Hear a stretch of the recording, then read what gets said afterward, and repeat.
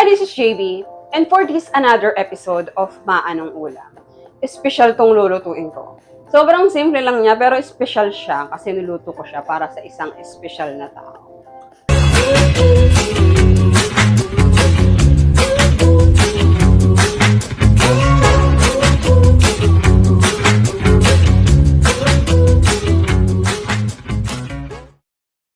Ang lulutuin natin for today ay tofu o tokwa kare-kare. Kaya ako nasabi na special to kasi hindi talaga ako kumakain ng kare-kare. Ayoko kasi nung lasa ng peanut butter sa ulam. Alam niyo yun. Pero, yung kaibigan kong si Marge, favorite niya yung kare-kare. Kasi gano'n naman talaga, di ba? Kapag mahal mo, wow, inaaral mo, gano'n yun. Pero seryoso naman yun, di ba? Kapag mahal natin yung mga tao, inaaral natin kung ano yung mga gusto at ayaw nila. Hindi naman para i-manipulate sila, kundi para malaman natin kung paano natin sila mamahalin ng tama.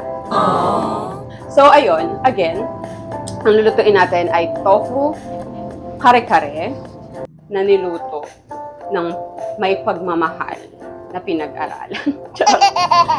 So, for our ingredients sa ating tokwa kare-kare, syempre ang kailangan natin ay yung tokwa. Ayan ang ating main character for today. Nilagyan ko lang yan ng asin at paminta, pamintang pino. Chicken cubes o kung meron kayong chicken broth, bawang, peanut butter. Ito ay annatto seeds o yung atswete na kinanaw ko lang sa tubig. White onion, pwede din namang red, pero mas maganda kung white onion. Pechay, sitaw, talong, asin at paminta, at syempre, yung alamang. Pwede kayong magluto ng alamang kung gusto nyo, pero ako, bumili na lang ako ng luto na kasi nagmamadali na rin ako. So, ang pinakauna nating gagawin ay magpainit ng mantika sa kawali. Ayan. So, kapag mainit na yung mantika, ipiprito na natin yung tokwa. Iprito ang tokwa.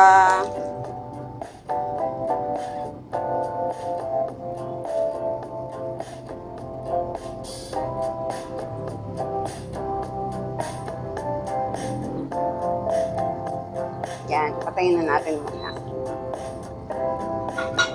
Habang hinahango natin isa-isa. Nakikita nyo yun yung gitna, malambot pa din, oh.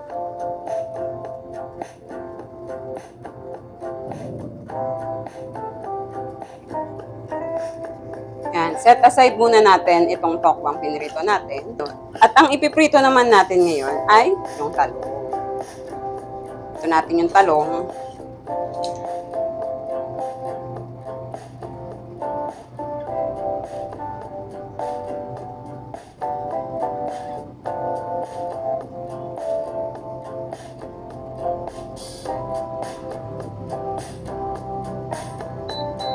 So, ayan, inalis ko lang yung mantika kanina kasi may mga sunog na parts para hindi pumait yung niluluto natin. So, palitan na lang natin ng mas bagong mantika. Konting mantika. Panggigisa lang. Igisa ang bawang. Sibuyas. Igisa nyo lang ng igisa hanggang maging aromatic. Huwag yung sunugin ha.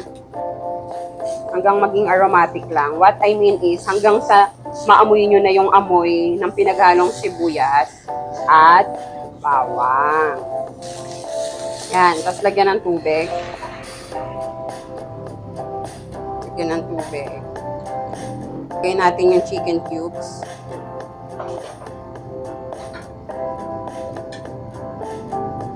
Konting asin. Konting paminta. Yan. Tapos pakuluin. Ayan. Kapag kumukulo na siya, ngayong kumukulo na, ilagay natin yung peanut butter. Peanut butter. Ito ang isa sa mga main character ng kare-kare. Diba? Okay. Tapos, yung atswete, ilalagay na din natin. Atswete. Yun na, diba? Kulay kare-kare na siya.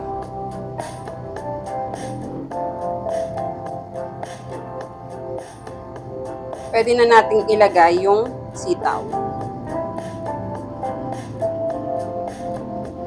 Haluin natin hanggang lumambot yung sitaw. Ayan, mga ilang minuto ko lang siyang pinakuluan, mga 3 to 5 minutes, hanggang maluto yung ating sitaw. So, kapag luto na yung sitaw, ilalagay naman natin yung pechay. Ito, saglit lang to kasi mabilis maluto ang pechay. Ayan ang pechay. Tingnan nyo, sarap mo. Kapatong pa lang yung pechay, nasasarapan na ako. Charot. Pakuluan pa natin yan ng konting-onti lang hanggang lumambot yung tangkay ng pechay. Huwag yung labsakin yung pechay, huwag masyadong super luto. At ngayon, after 1 minute na pagpapakulo sa pechay, lagyan natin ng kaunting harina to or all-purpose flour na tinunaw ko lang sa tubig. Lagyan natin ng konti para malapot-lapot yung ating kare-kare. Mas masarap kasi kapag malapot-lapot kaysa yung malapnaw. Yan. Konting kulo pa hanggang sa maluto yung nilagay nating flour mixture. Babalik na natin ang ating mga sinet aside. Balik natin ang ating tokwa. See?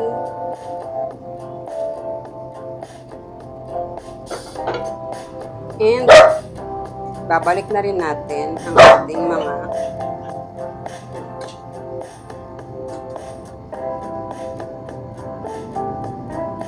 So, ayan na nga.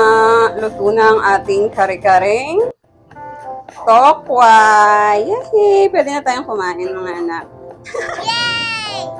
I'm so happy. So, ililipat na natin siya sa ating mangkok para makakain ng mga bagets.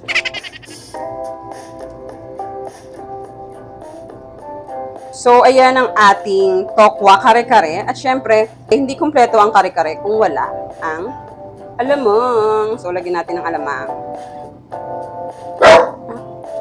Dito sa gilid. So, ayan na nga. Luto na ang ating tokwa kare-kare. Wow! Sarap. Tinikman ko. Promise, ang sarap. Subukan nyo din po. Tokwa kare-kare. Yay! Pwede na tayong kumain, mga anak. So, ayun, na-enjoy ko yung pagluluto ng kare-kare na to. Tapos, unti-unti ko na rin talagang minamahal yung lasa ng kare-kare. Sarap naman pala kasi siya. Nakadepende lang siya kung paano siya niluluto. Yung iba kasi super heavy yung... Yung iba kasi super heavy yung lasa ng peanut butter. Eh, mas masarap kapag lahat nung sangkap, naghahalo-halo yung lasa. So, ayan. Again, this is Ate JB. And this is Ma. Anong wala?